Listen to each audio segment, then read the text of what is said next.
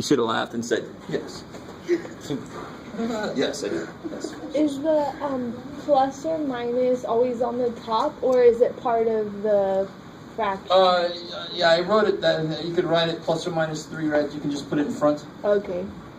It means positive this and negative this, so it doesn't really matter. Okay. You just normally wouldn't put it on the bottom. That's freaky.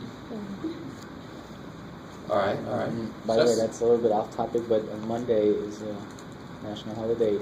Do we still have class? Or no, don't come on Monday. College will be closed. The power will be off. You can come. You can sit out in the courtyard. You can get on campus. For my math lab, I haven't looked yet, but just to let you know. Does it have that option for the plus and minus in front of it? I can't remember, but of course you know that this means 3 rad 2 over 2, negative 3 rad 2 over 2. This means 2 answers, right? Probably would. Because I always get students who tell me, they're like, where's the plus or minus button on my calculator?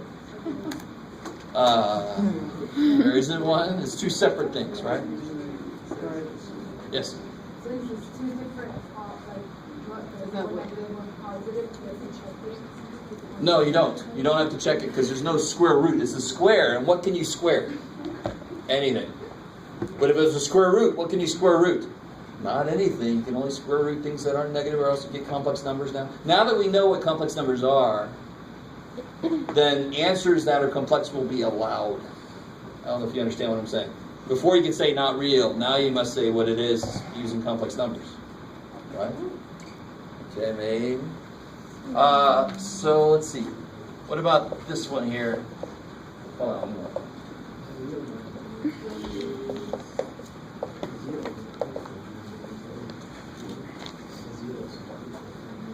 Now, one way to solve this would be to FOIL that out, but I'm trying to show you that that would be crazy. It's beautifully set up now. Just take a square root, right? And whenever I do that, I took a square root, so what must I put down? Plus minus. It's got to become, so then you get, x minus 2 equals plus or minus 3. So this is where I get students asking me for the plus or minus button, right? But what are my 2 answers? You can't leave it like this. 2 plus 3 and 2 Got 2 plus 3 and 2 minus 3. So x is 5, x is negative 1. And you need to check after. You can check it just like you check anything, but you don't have to. Because again, it's a square equation. What can I square? Anything. Right?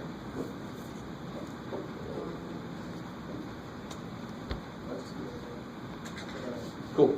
And I really want to make this point again. I think I made this point once, but I got to make this point more times. If the power I see is square, there's got to be 2 answers.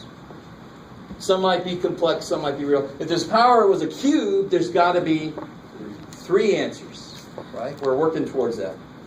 If the power was 7, there's got to be 7 answers. And some of them might be real, some of them might be complex. You guys got to. It's kind of nice. Ahead of time, I know exactly how many answers to expect. So that was squared. We got 2 answers. Yay. All right, good. So that was relatively easy. Does everybody kind of agree with me there? If you can see that? It's I know. always going to be plus or minus. Whenever you take a square root, you must put it plus or minus. And very quickly, if I had x squared equals 9, I could subtract 9 over, factor, and what answers would I get? 3 and negative. Those are the answers. So no matter which way I solve that equation, I better get these answers. So if I do this, take a square root and get x is 3, something's wrong. Plus or minus captures those 2 options, right? Let me show you even a third one, just because. This kind of goes back to something we know really well about. Let's see. What is the square root of x squared again? No. So if the square root of x squared equals 9, if x squared equals 9 and I take a square root, another reason is, wouldn't this be the absolute value of x equals 3? So then x equals 3 or x equals... So instead of bringing that thing in and freaking the hell out of us, we're like, it's already roots. What the hell are you doing with absolute values? put a plus or minus there and you capture it right off the bat, right? So you don't have to go that route. So that plus or minus, putting that down there is actually kind of like skipping the absolute value thing and just going straight for the answer. So it's got to be that way because I got to capture both answers, right? And also because it would be an absolute value if you wanted to go that way. I don't want to, so I just put a plus or minus down. I like it. Might have over-explained that one. That's too damn bad for all of us. Okay. So, the last thing I want to talk about, this is what I got the handout for, is if I can make something look like this, let me see if you guys can handle this, then it's relatively easy to solve it, right? How would I solve this? Yeah, square root. Plus or minus. So this side I get 2x minus 1. What do I get over there? 2i. Kick ass. Plus or minus 2i. And how do you solve? Keep going. Add 1. Don't let this freakiness over there. There's a lot of freaky shit over there, right? But what tells me what to do next is I don't want that one. So I don't care that's freaky. I just got to add 1. Now be careful. Do I get 3 or something weird? I get 1 plus or minus 2i, right? Then you divide by 2. You can divide the whole thing by 2, or you can divide each piece by 2. So you get x equals 1 plus or minus 2i over 2. Perfectly fine. Or you could say x equals 1/2 plus or minus 2i over 2, which is I. So the reason why the I came out was because -4. Beautiful. Because again, square root of -4, I can break that up as square root of 4 times square root of -1. Square root of 4 is 2, square root of -1 is I. So the I is what covers that negative that was inside. Right?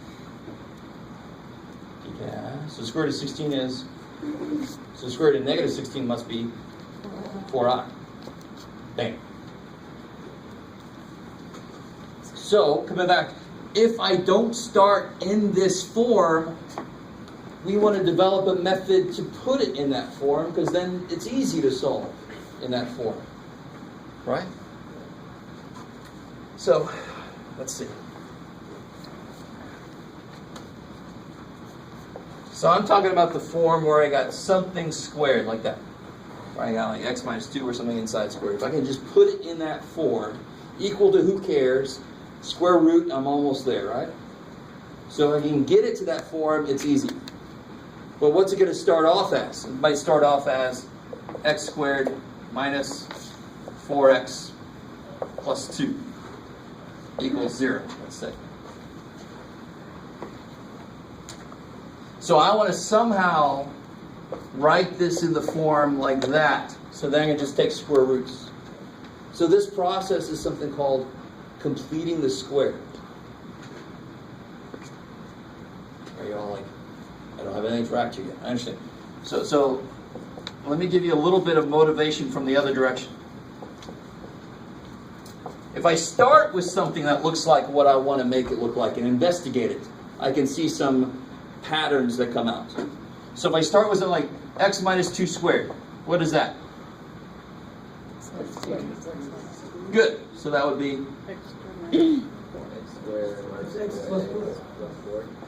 all right. Let's do another one so we can get some pattern going. If I had x plus 7 squared,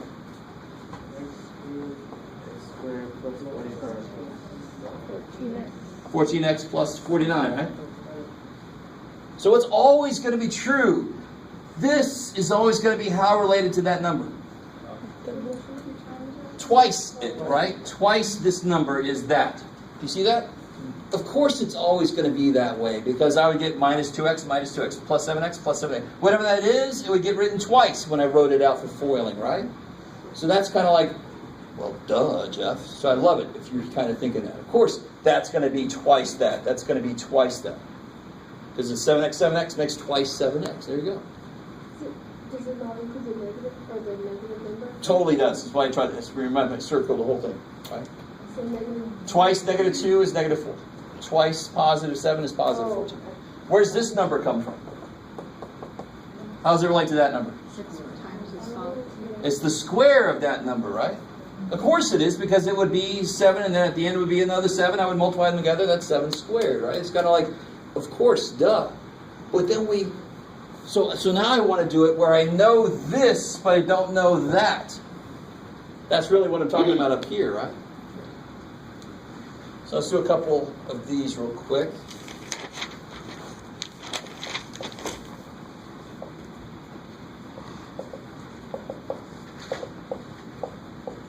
So this is a fill-in-the-blank kind of problem.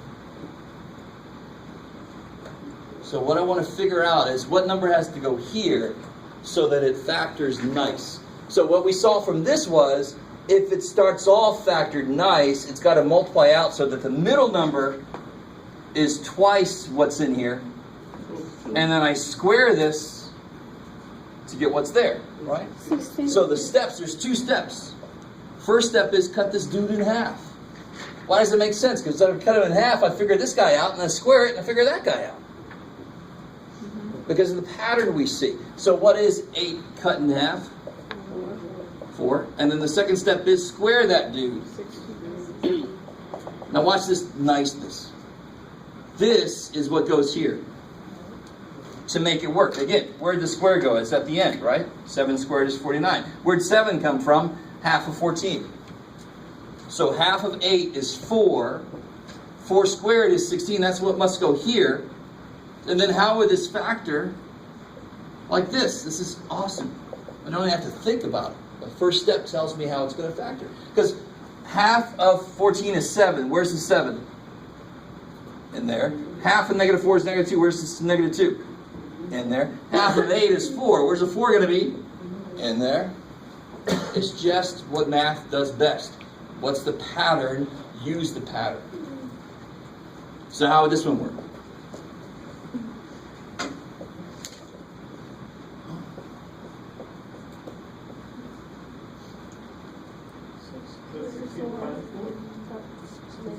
Huh? Sorry. Oh, no, sorry. No. First step is cut it in half. Good.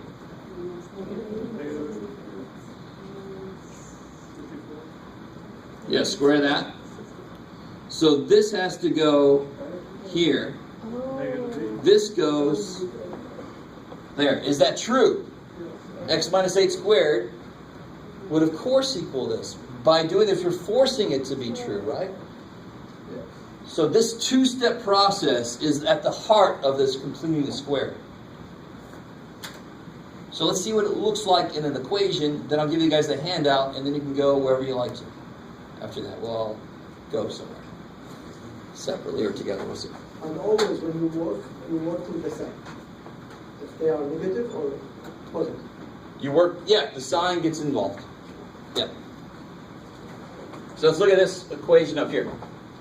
Notice how the whole idea was to have empty space here, right? So what first thing I'm going to do is get that 2 the hell out of the way. Yeah. I want some empty space here to put what I get when I square the second. I would need to put it there, don't I? So let me get that 2 out of the way by subtracting it over. Is that cool? Now what's the 2-step process to figure this out? Could be negative 2 Negative 4 cut in half is negative 2. squared. Negative 2 squared is 4. So I put a plus 4 there. If I add 4 to this side, I better... So this was not an equation, right? This is just exploring how this process worked. Now that we're dealing with an equation, the minute I add something somewhere, I better do the other side, right? Like now I have an equation. But now I know what this factor's like. What would this factor like?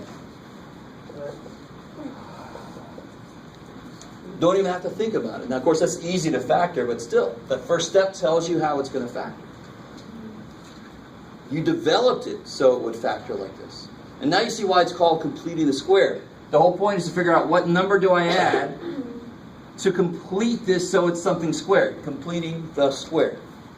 Creative math people. It only works for perfect squares. It only works for perfect squares. Well, it creates perfect squares. It will work no matter what. I'm choosing nice numbers. Why did I choose 4 and 16 and 8? Because I can cut them in half. This whole process will still work if I had 7 there, right? So what do I get on that side? So 2. 2. So I had to add 4 to complete the square. I have to add 4 to the other side because it's a freaking equation, right? And now I've got it in the form that makes it easy to do. How do I do it? Like square root? Plus or minus? X minus 2 equals plus or minus or add 2. Add 2.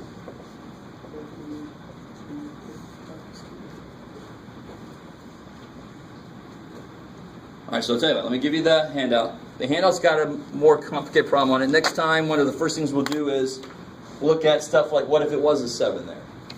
Because I'm going to give you stuff like that to do, right?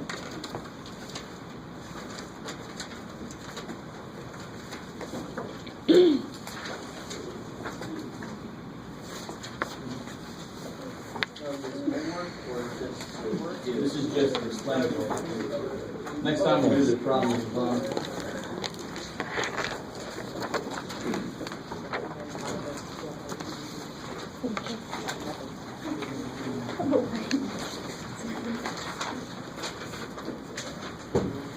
Right. You got one, right? Yeah.